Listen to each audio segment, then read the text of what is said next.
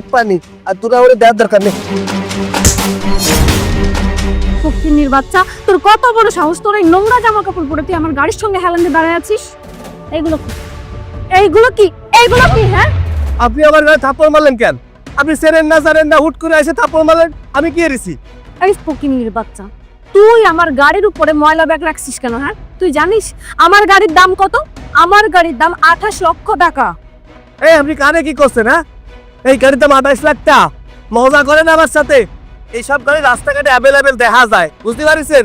এ নিয়ে ভাব দেখানোর কিছু নেই। একেতে তুই আমার গাড়ির উপরে ময়লা ব্যাগ রাখছিস আর তার উপরে আবার বড় বড় কথা বলছিস। আপনি আমার সাথে তুই তুকারি করে কথা করছেন কেন?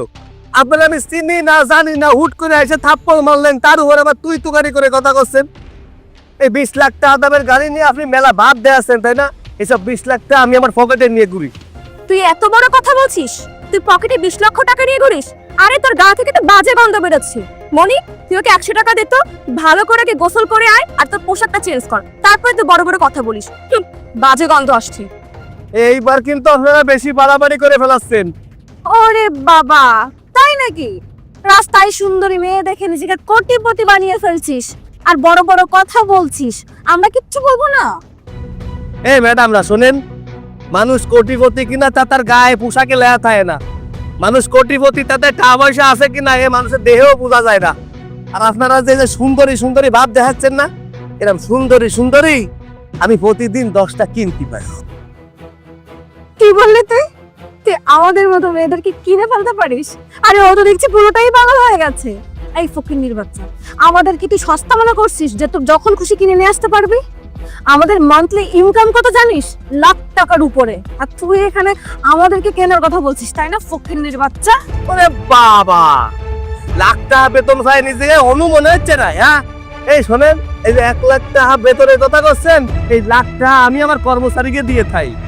তুই তো দেখছি অটিস্টিক, প্রতিবন্ধী। কোন সুস্থ স্বাভাবিক মস্তিষ্কের মানুষ এরকম উল্টো পাল্টা কথা বলতে পারে না। শোন, তুই না ভালো ডক্টর দেখা, মানসিকভাবে সুস্থ হ, তারপর অন্য মানুষের সঙ্গে কথা বলতে আসবি। এই যে ম্যাডাম শোনেন, আমার নিয়ে এত বাবার কোনো দরকার নেই। আপনারা আপনার কাজে যান, আমি আমার কাজে যাচ্ছি। তবে হ্যাঁ, যে কাজটা করলেন ঠিক করলেন না।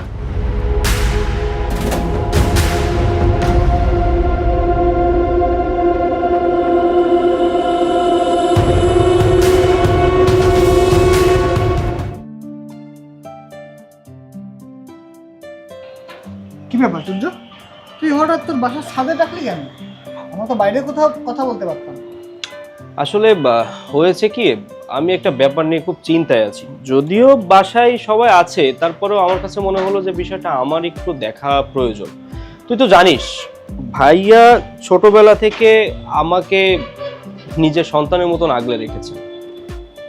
পরিবারের সবকিছু নিজে দেখাশোনা করেছেন, আমাকে পড়াশোনার জন্য যতটুকু প্রয়োজন, যত ফ্যাসিলিটি দেওয়ার সে দিয়েছে, এমনকি বাইরে পড়াশোনা করানো। তো পড়াশোনা শেষ করে আসলাম, তো আমারও তো উচিত ভাইয়ের জন্য কিছু একটা করা। কি বলিস তুই? হ্যাঁ, একদম ঠিক বলেছিস। আমরা তো একসাথে পড়াশোনা শেষ করে আসলাম, তা কি করতে যাচ্ছিস ভাইয়ের জন্য? আরে না, ভাইয়ের জন্য আমি কি করব? আমি বা কি করতে পারি ভাইয়ের জন্য? ভাইয়াই তো সবকিছু করে আমার জন্য। হয়েছে কি, ভাইয়ার বিয়ের জন্য বাসা থেকে অনেকদিন ধরে মেয়ে দেখছে, কিন্তু মা বলল কোনো মেয়েকেই নাকি ভাইয়ের পছন্দ হয় না। আর তুই তো জানিস ভাইয়া একটু কেমন চাপা স্বভাবের, আর পোশাক আশাক কোনো কিছুই নিজের প্রতি কেয়ার করে না। তো ভাবলাম ভাইয়ের জন্য এবার আমারই কিছু করতে হবে। আর ভাইয়া তো এমনি লাজুক, তুই তো জানিস, সবার সামনে সবকিছু বলতেও পারে না। তো আমি ভাইয়ের সাথে ভাবছি কথা বলবো ভাইয়ের বিয়ের বিষয়ে। আচ্ছা, তোর ভাইকে যে বিয়ে দিবি, মেয়েটা একটু দেখেছিস নাকি আমাদের দেখতে হবে? নাকি তোর উপর দায়িত্ব দিয়েছে তোকে মেয়ে দেখার জন্য? আমি তাহলে একটা কাজ করি, আমি মনির সাথে আজকে কথা বলি, দেখি কাল ও আমার সাথে দেখা করতে পারে কিনা। ওর সাথে কথা বলে তারপরে দেখিও কি বলে। আর আমার যতটুকু বিশ্বাস, আমার ভাইয়ের কথা বললে ও রাজি না হয়ে থাকতে পারবে না। কি বলিস? ভাইয়া তোমার অ্যাকাউন্টে টাকাটা পাঠিয়ে দিয়েছি, একটু চেক করে দেখো তো। দেখতেছি, হয় টাকা আইছে তো। আর ভাইয়া তুমি যদি কিছু মনে না করো তাহলে একটা কথা বলতাম। কি কো? আল্লাহ তোমাদের টাকা পয়সা কম দেয়নি, আর তোমার তো বয়সও হচ্ছে, তাহলে বিয়েটা কেন করছো না?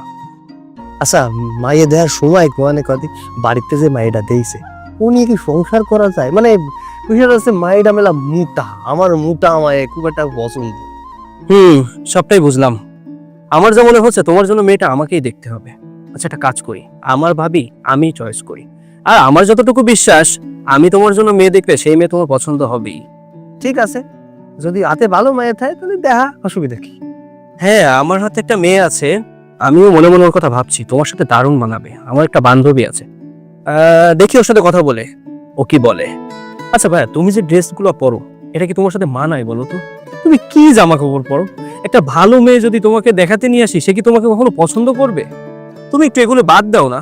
তুমি যে আমার ভাই, এটাই তো মানুষ বিশ্বাস করবে না। আচ্ছা আমি সারা দিন কাজ করি, আর সারাদিন কাজ কি ওই শুট বুট করে করা যায়? তুই আমার কদি, আমার ভালো লাগে এইসব পোশাক আশাক করতে। আর টাকা পয়সা দিয়ে পোশাকের কি আসে যায়? আমার একটা জিনিস বুঝে কদি, আমার টাকা পয়সা আছে, ব্যাংকে আছে, আমার যদি কোনো কিছু প্রয়োজন হয় কিনে নিয়ে আসলাম, এখন একটা গাড়ি পছন্দ হলে কিনে নিয়ে আসলাম, এখন যদি মনে হয় একটা বাড়ি কিনবো কিনে ফেলাম। কিন্তু পোশাক আশাক আমার এত ভালো লাগে না, যা করা আছি তাই ভালো। মাটির মানুষ, একদিন মাটিতেই মিশে যাবো। তাহলে তুই এক কাজ কর, তুই তোর ওই বান্ধবীরে ক কালকে দেখা করতে, আমার ওই রেল স্টেশনে একটু কাজ আছে, রেল স্টেশনে আসতে বলিস, ওই জায়গায় কথা কয়ে নিবানি। আচ্ছা ভাইয়া ঠিক আছে, তাহলে আমি কালকে ওর সাথে কন্ট্যাক্ট করে ওকে নিয়ে আসবো। আচ্ছা আমি তাহলে যাই। আচ্ছা ঠিক আছে। কি ব্যাপার, কতক্ষণ হয়ে গেল এই ছেলেটা এখনো আসতেছে না?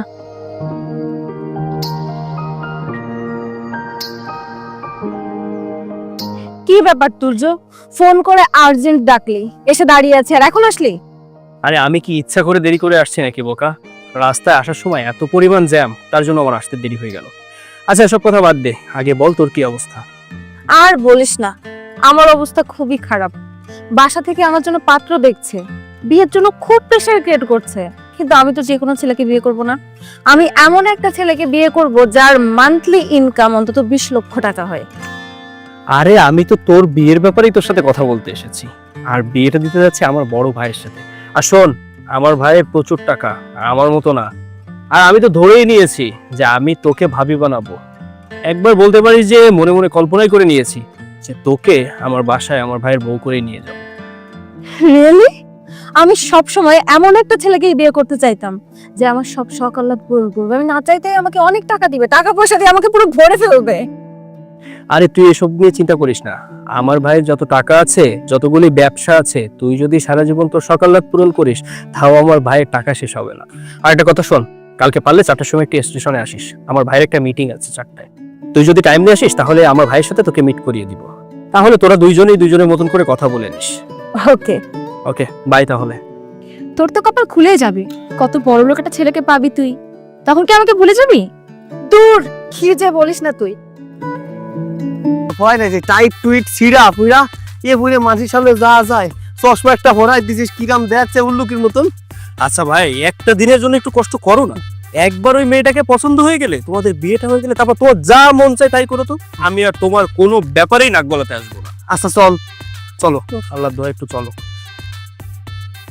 দাঁড়াও এই দাওয়াতি করছিস কিছু যদি দেখ এমনি অসহ্য ঠেকতেছে, তার উপরে আবার এই দাওয়াতি করছিস। ভাই একটু থামো না। এই যে তোমাকে বলেছিলাম না আমার সুন্দরী বান্ধবীর কথা, এই যে সেই সুন্দরী বান্ধবী।